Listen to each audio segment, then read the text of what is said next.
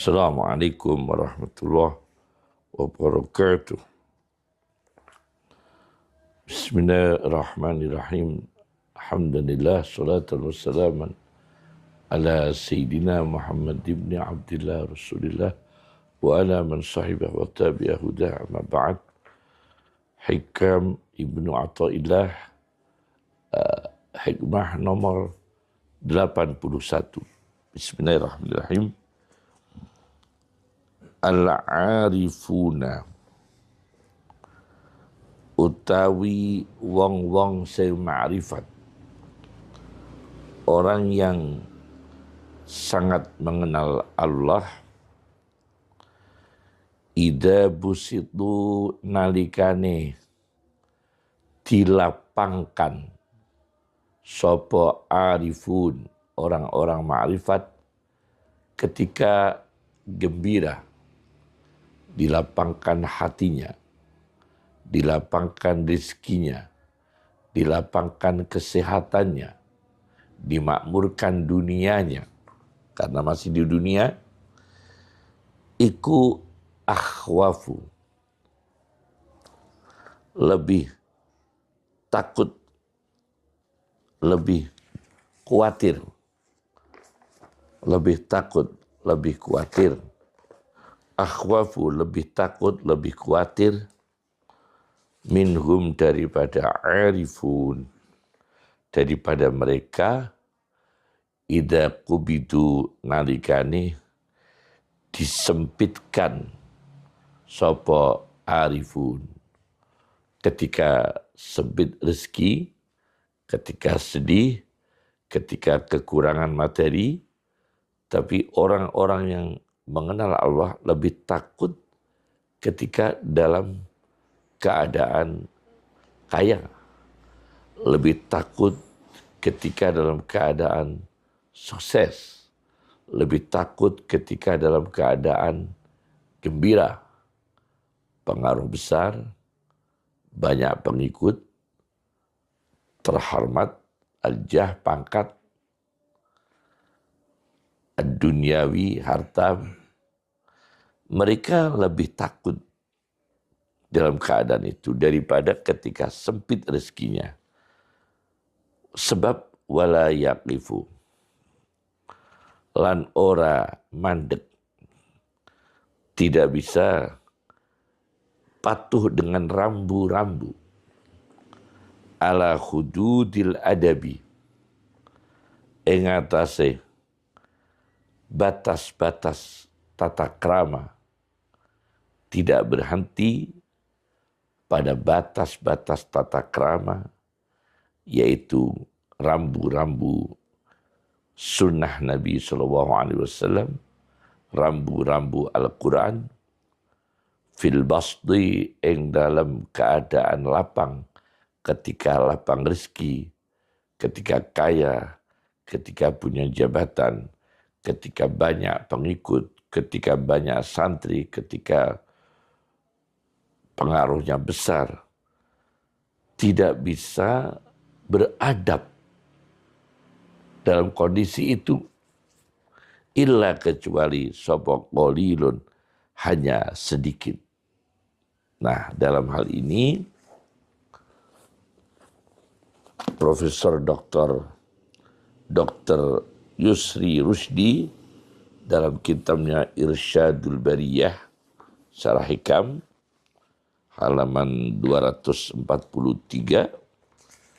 menceritakan seorang wali yang mengeluh dirinya ketika mencapai al-bastu, dilapangkan rezekinya, dilapangkan kehormatannya, dilapangkan kedudukannya, pengaruhnya.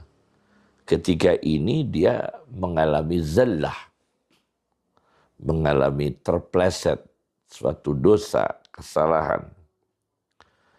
Maka dia terhalang, terhijab dari makom kewaliannya, dari makom kearifannya, dari makom kedekatan dengan Allah. Maka dia bertanya pada Abu Muhammad Al-Hariri bagaimana bisa kembali semula semangat ibadah, semangat khusyuknya, semangat syukurnya, semangat spiritualnya tidak menurun akibat dosa. Abu Muhammad Al-Hariri menangis seraya mengatakan, Al-kullu fi qahri hadihil khittah. Semua ini terjadi pada di bawah qaharih, maha qaharnya Allah, maha perkasa, maha memaksa. Qahri hadihil khittah, memaksa dengan adilnya Allah. Yaitu ini sudah garisnya Allah, manusia tidak bisa keluar dari qahri hadil khittah, yaitu keperkasaan, otoritas, garis-garis ini yang telah digariskan Allah Subhanahu wa ta'ala. Kenapa orang-orang arif ma'rifat kepada Allah, sofistik, sofisme, para aulia, para arifin, takut dalam kondisi lapang rezekinya, lapang pengaruhnya, lapang kehormatannya, banyak harta, banyak santri, banyak jamaahnya. Kenapa dalam kondisi itu orang makrifat lebih takut? Nah, karena satu, kondisi itu menyebabkan orang itu gembira, lupa daratan. Satu ya, yaitu bator, namanya farohu bator.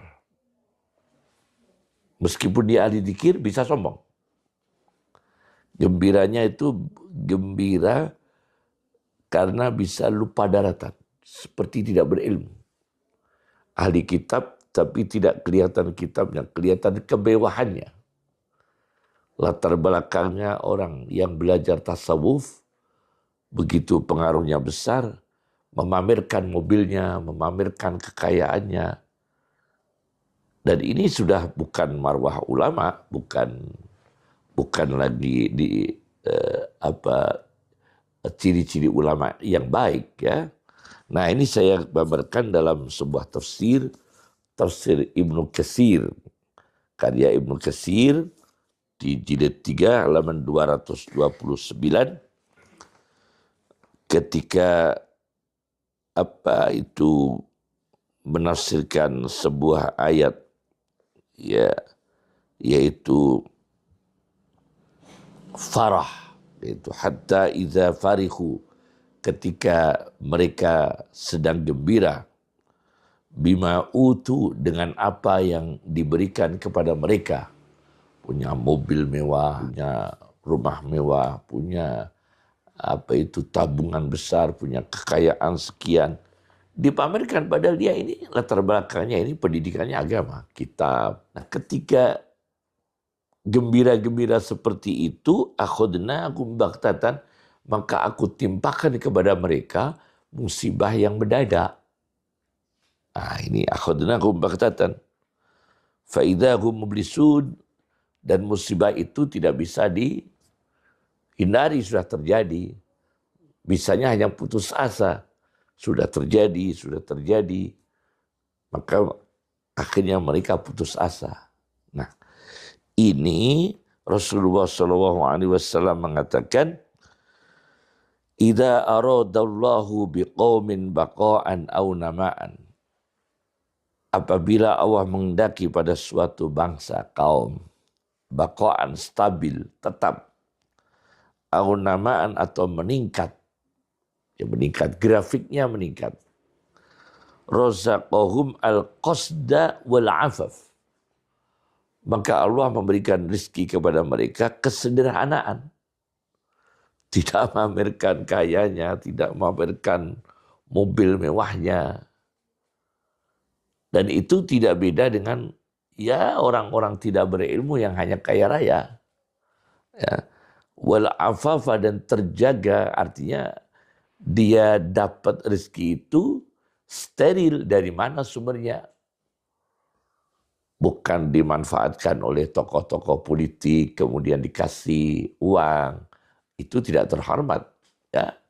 Karena bagaimanapun rivalitas dan tokoh-tokoh politik itu punya kepentingan politik dan belum tentu punya kepentingan umum. Dan apabila kita sebagai ulama, sebagai tokoh, usahakan kita kaya dengan kerja kita. Bukan diberi oleh mereka, apalagi pejabat, penguasa. Kita empati kepada rakyat. Banyak rakyat miskin, banyak rakyat menderita. Kenapa kita yang menikmati uang dari menteri, uang dari pengusaha yang perusahaannya itu melanggar AMDAL? Kenapa demikian? Jangan. Ya. Al-qasda sederhana wal afafa, dan terjaga. Nah, ini orang yang dikehendaki Allah stabil, tetap, dan berkembang. Naik derajatnya, naik mulianya. Wa idza aradallahu biqaumin iqtita'in, apabila Allah menghendaki suatu kaum itu terputus dari kehormatannya, dari kedekatannya dengan Allah, fatahalahum, akan bukakan, Allah membuka kepada mereka, au fataha alaihim, membukakan atas mereka, yakni dibukakan Allah kepada mereka atau atas mereka, bab khianah, dia masuk pada ruang khianat, yakni berafiliasi dengan koruptor, dekat dengan menteri yang koruptor, dekat dengan wakil rakyat yang koruptor, dekat dengan pengusaha yang merugikan negara, maka dia dapat sesuatu dari mereka. Ini mereka masuk di sana. Nah, ini namanya lupa daratan. Hati-hati. Yang kedua, efeknya dilapangkan rezeki oleh Allah. Yang kedua, efek negatifnya adalah, yang kedua adalah yang disebut dengan itraf, bermewah-mewah. Itraf yang akhirnya membawa fusuk, kefasikan. Ini saya baca di sebuah tafsir, di tafsir Ghayatul Amani fi tafsiril kalam ar-Rabbani, karya Ahmad bin Ismail al-Qurani, jilid 4, halaman 341. Yaitu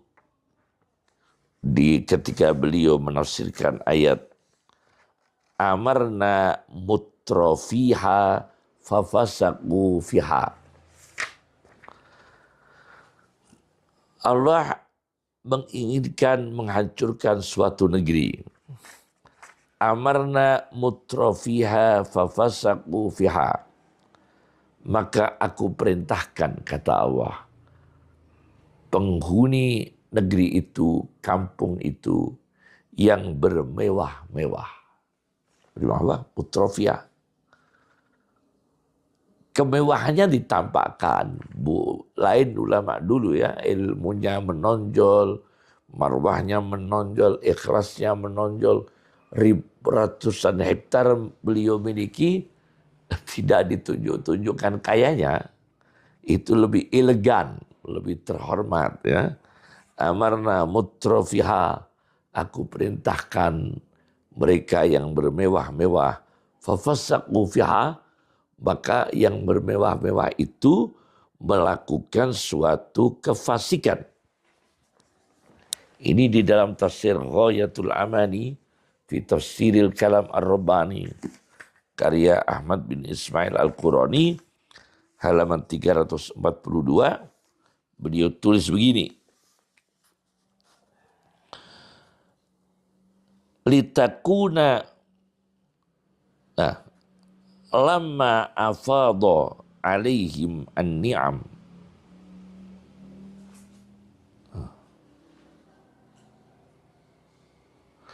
ketika Allah mengalirkan nikmat-nikmat kepada mereka, atas mereka, litakuna wasailat ta'ati, mestinya kenikmatan itu, materi-materi duniawi itu untuk instrumen ketaatan, ketawaduan, syukur, tawadu, dan beradab, berilmu, tata krama, santun.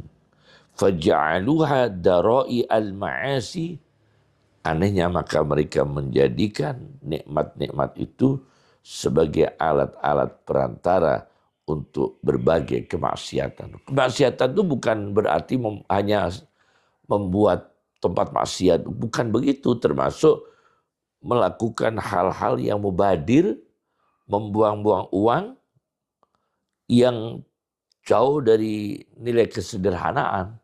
Itu juga menghambur-hamburkan nikmat Allah, menyia-nyiakan nikmat Allah, dan itu juga maksiat. Boros, bermewah-mewah, kemudian membeli berbagai macam yang sebetulnya itu bukan hanya sebatas mubah, tapi mubah yang sudah mengarah pada membuang nikmat-nikmat Allah. Nah, ini juga tidak boleh. Akhirnya apa yang terjadi? Fafasaqu fiha. Mereka fasik. Ketika hukum mengena dirinya, marah dia. Ketika dalil mengarah dirinya, marah. Karena hatinya nggak jernih. Kenapa hatinya nggak jernih? Karena bermewah-mewah, mutrafiha. Yang ketiga, efek yang ketiga adalah ghurur, artinya tertipu. Orang ma'rifat kepada Allah, berarti ulama misalnya, mengenal Allah, sudah belajar aqidatul awam, sudah belajar berbagai kitab-kitab ilmu kalam, udah belajar kitab-kitab tauhid yang tinggi-tinggi, sudah belajar Ihya Ulumuddin, Risalatul Kusyairiyah, Minhajul Abidin, Qutul Qulub, kemudian berbagai karya-karya tasawuf yang ada di pesantren-pesantren. Tapi kemudian dilapangkan rezekinya, justru dia tertipu. Dalam kondisi ini dia tertipu, ini harus hati-hati. Maka ada satu tafsir At-Tadabbur wal Bayan, ya, karya Dr. Muhammad bin Abdurrahman Al-Maghrawi, jilid 34. Ini jilidnya sampai berapa ya, kalau tidak salah 45 atau 55 ya. Kami punya kitab ini di rumah ini. Saya lupa jumlah jilidannya. Yang jelas ini saya bawa di jilid 34. Jilid 34 halaman 76. Wa mal hayatud dunya illa mata'ul ghurur. Dan tidak ada kehidupan dunia kecuali kesenangan yang berpotensi penipuan. Nah, di sini Rasulullah SAW mengingatkan bahwa semewah-mewah materi dunia, rumah mewah, apartemen mewah, ya, tapi itu kata Rasulullah untuk sebagai pendidikan Nabi, maudhi'u sautin fil jannah, tempat meletakkan satu cambuk di dalam surga, yakni wadah cambuk, tempat cambuk, khairun, lebih bagus, lebih mewah, minad dunya wa ma fiha, daripada dunia dan isinya.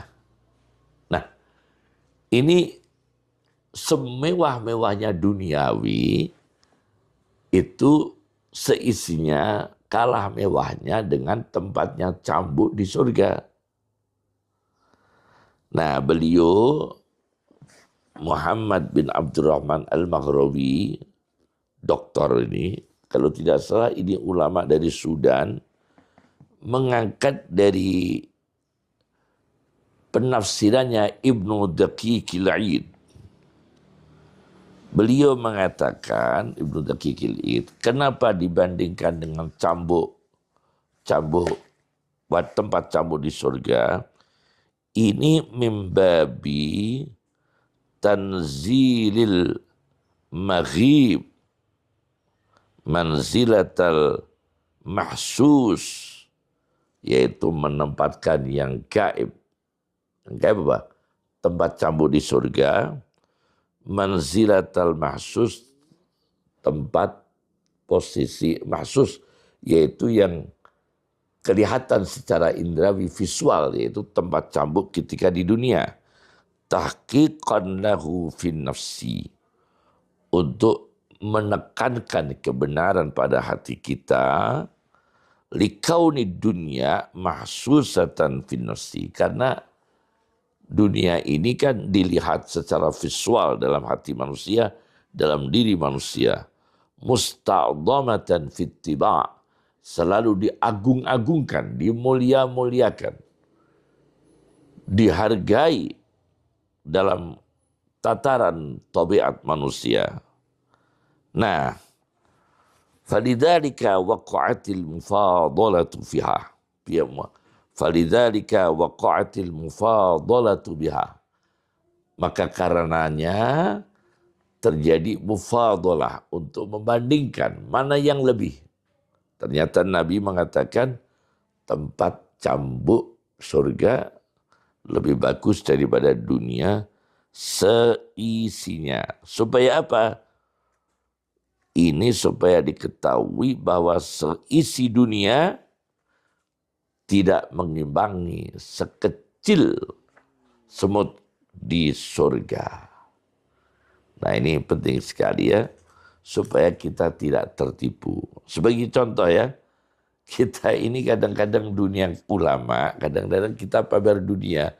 Sebetulnya yang kita pamerkan dunia itu sudah didahului oleh orang di luar ulama, di luar kiai, di luar gus, yang mereka kaya lebih dulu.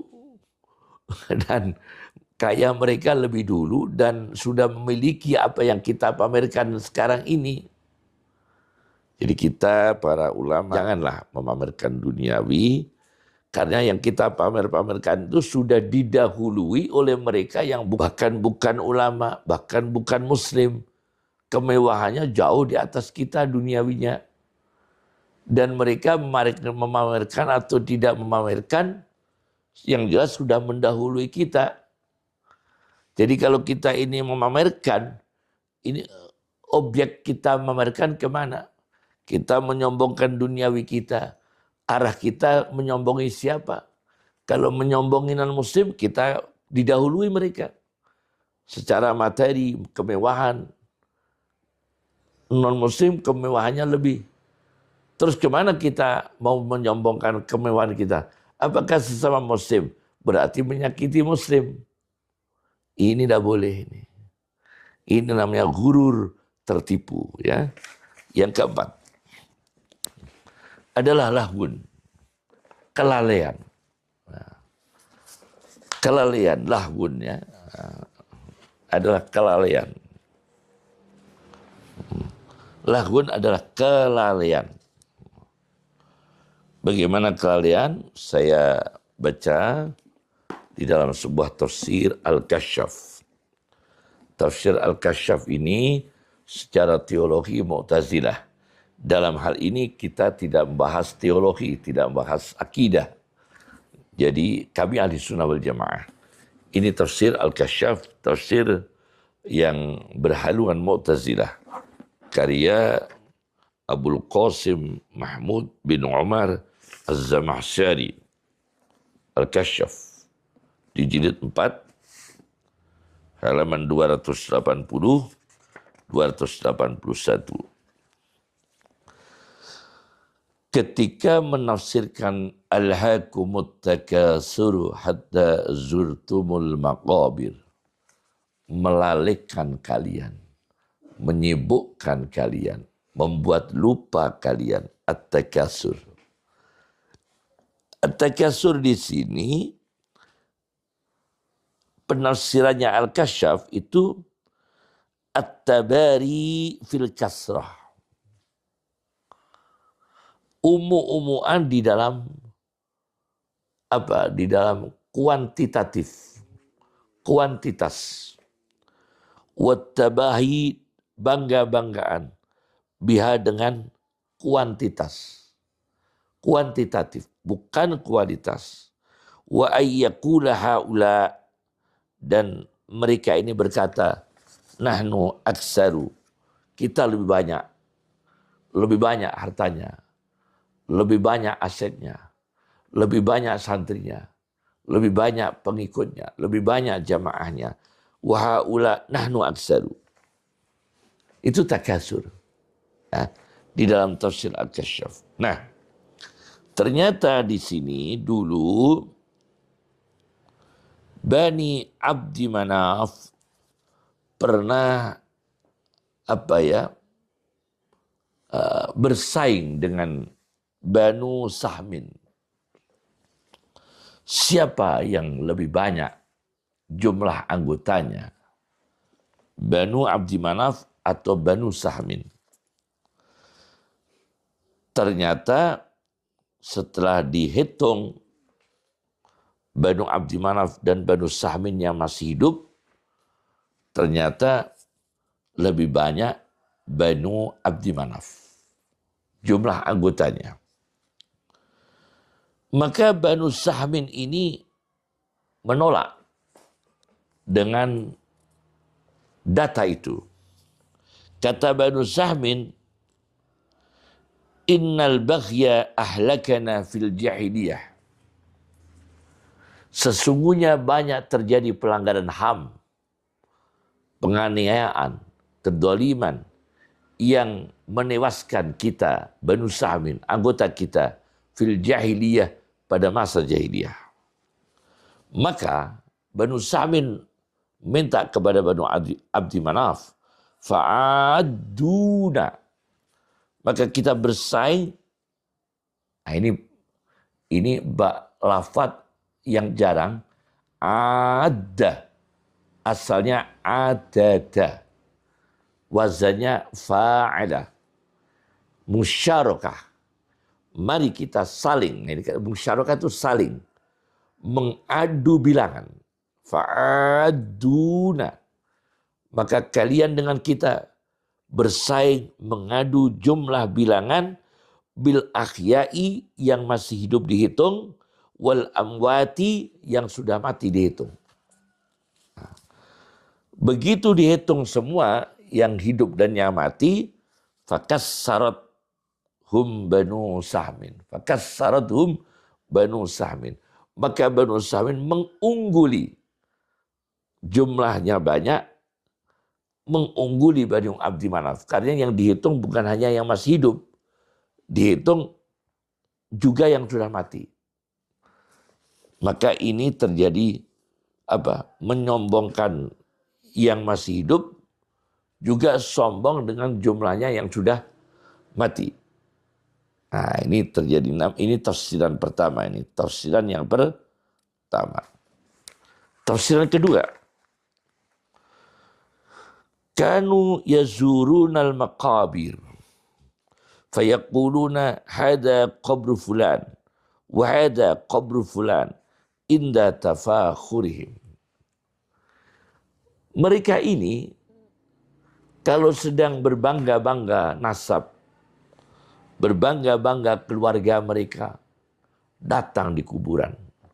Ini kuburan kakek saya dulu jadi ini kuburan kakek saya dulu tokoh ini kuburan kakek saya dulu pendiri ini. Janganlah. Ini juga sombong-sombongan, hatta zurtumul maqabir. Misalnya kami ziarah ke makam kakek kami, Kiai Haji Khalil, yang termasuk salah satu pendiri Nahdlatul Ulama. Kemudian kami ziarah di situ, kami bilang dengan bangganya saya, dengan sombongnya saya mengatakan, ini loh kakek saya pendiri Nahdlatul Ulama, ini kakek saya pendiri Nahdlatul Ulama, ini tokoh ini tokoh ini.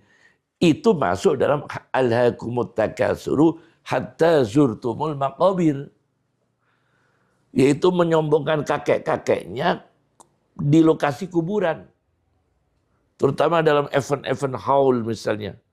Jangan kita dengan sombong ya, bangga, sombong, memamerkan kakeknya jadi ini ulama begini. Kata ayah saya ya, kata ayah saya kecil saya waktu saya mengaji pada ayah saya, laisal fata mangkola kana abi. Bukanlah pemuda gentleman yang mengatakan bapak saya begini, kakek saya begini.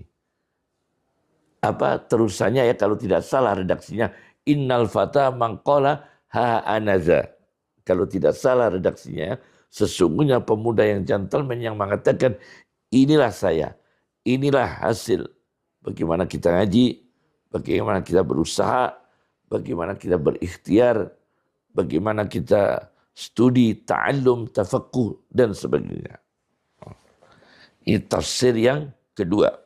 Tafsir yang ketiga masih di dalam tafsir Al-Kasyaf, yaitu at-takasur bil amwal wal aulad, yaitu bangga dengan harta dan anak, ila amutum sampai kalian mati. Ya. Wa kubirtum dan kalian dikubur. Munfiqina a'marakum fi talabid dunya. Kalian infakkan umur kalian, habiskan untuk mencari dunia. Wal istibaq ilaiha, dan berlomba-lomba dunia. Wat tahaluki alaiha, dan mati-matian. Halakun kerusakan, berarti wat tahaluki, dan mati-matian untuk mendapatkan dunia. Ini termasuk apa namanya, lahun, lalai ya. Dah, yang kelima, efek yang kelima, kenapa orang ma'rifat takut ketika dalam kondisi gembira, mewah, apa itu kemewahan duniawi datang, melimpahnya uang, melimpahnya kekayaan, melimpahnya pengaruh. Kenapa orang ma'rifat takut? Nah, saya baca di dalam sebuah tafsir, yaitu yang kelima ini, efek yang kelima adalah tentunya ini yang paling termasuk, yaitu dia lupa dengan Allah, sombong dengan ilmunya. Ini orang ma'rifat, ini bahasanya kan orang ma'rifat, orang berilmu, ulama misalnya ya. Semoga kita para ulama melindungi dari semua ini ya. Insya Allah berkahnya kakek kita, berkahnya para ulama kita, berkahnya orang-orang soleh yang mendahului kita. Ruhul Bayan fi tafsiril Quran karya Ismail. Saya Ismail ketika menceritakan ucapannya Qarun, innama utituhu ala ilmin indi. Sesungguhnya aku diberi semua ini karena ilmuku. Saya kiai, bisa baca kitab, bisa pidato ya, bisa pidato. Ilmu nggak seberapa, bisa pidato, rezeki melimpah, apa-apa datang. Nah, ini bangga seperti ini dengan sombongnya ya, tidak ada syukurnya. Innama utituhu ala ilmin indi. Ternyata ini thariqahnya Qarun ini ya. Ini thariqahnya Qarun. Maka di sini disebutkan ya, idda'a istihqaqat tafdil. Idda'a istihqaqat tafdil. Qarun mengaku-ngaku berhak diistimewakan, dilebihkan ala nasi, di atas orang-orang, wastijabat tafawuk, dan berhak di atas at-tafawuk, al-fawq, di atas, bil mali, dan harta, berhak hartanya di atas, wal jahi, pangkatnya, pengaruhnya, jamaahnya, bisa babil ilmi, karena saya berilmu. Walam yandur ila minnatillah, sudah tidak melihat ini anugerah Allah, semua yang harus dijaga dengan tawadhu. Wa fadlihi, dan ini anugerah Allah yang dijaga dengan kerendahan hati, kesederhanaan. Walidzalika halak, walidah halak, maka akhirnya Qarun celaka, binasa. Nauzubillah min dzalik. Assalamualaikum warahmatullahi wabarakatuh.